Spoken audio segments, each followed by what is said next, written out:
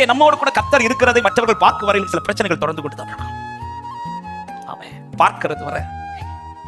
எனவே ஒரு தேவ பிள்ளை நம்மிடத்தில் இருக்கிற பலனை காண்பிக்க துடிக்கிறதை விட நம்மோடு கூட கர்த்தர் இருக்கிறது காண்பிக்கிறதே, என் கூட கர்த்தர் இருக்காரு இதை சொல்றதுல இதை காண்பிக்கிறதுல ஒரு தேவ பிள்ளை அதிக தீவிரமா இருக்கும். கர்த்தர் சிலதை அனுமதிச்சது எனக்கானதை அழிப்பதற்கோ அல்லது புதிதாய் நன்மைகள் அதுக்காக மாத்திரம் அல்ல. இழந்ததை ரெட்டிப்பாக்குவார், ரைட். இழந்ததை கர்த்தர் எனக்கு திரும்ப கொடுப்பார். சில இல்லாய்மையை கர்த்தர் காண வச்சிருக்கிறார், சிலதை உண்டாக்கி கொடுப்பார். சில அழிவை காண வச்சிருக்கிறார், சிலதை ஆசீர்வாதமாய் தரப்போகிறார். இதெல்லாம் செய்வார். ஆனால் சிலதை கர்த்தர் அனுமதித்தது என் கூட கர்த்தர் இருக்கிறார் என்பதை என்னுடைய வாழ்க்கையின் சில கிரியைகள் நிமித்தமா ஜனம் அறிந்து கொள்ளும்படியாய். ஹல்லேலூயா. இழப்புக்கு திரும்ப உங்களுக்கு என்னென்ன இழந்தீர்களோ, நீங்கள் இக்கட்டுகளை ஆபத்துகளை காண வைத்தது உண்டானால் அதற்கு பதிலாய் கர்த்தர் உங்களை மேன்மையை நிறுத்த என் ஆண்டவர் அதில் உண்மை உள்ளவர்.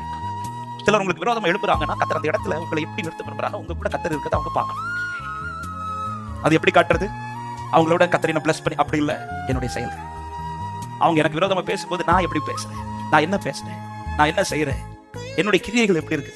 அவங்க சண்டைக்கு வராங்க, நானும் சண்டைக்கு போறேன்னா, அவங்க என்கிட்ட வாக்குவாதம் பண்றாங்க, நானும் இதெல்லாம் பார்த்துதான் நம்ம என்ன நினைக்கிறோம்னா, இப்படி சண்டைக்கு வரும்போது அவங்களோட ஆண்டவர் என் வீட்டை கட்டி உயர்த்திட்டாரா, அதை பார்த்து அவங்க சொல்லுவாங்க. அப்படி சொல்ல மாட்டாங்க, அப்படி சொல்ல மாட்டாங்க. அதுல பாப்பாங்க, கர்த்தர் தரது பாப்பாங்க. ஆனா கர்த்தர் கூட இருக்கிறார் என்பதை பார்க்கணும்னா உன்னுடைய ஆசீர்வாதத்தில் அல்ல, உன்னுடைய ஆத்மாவில் உண்டாகிற மாற்றங்கள்.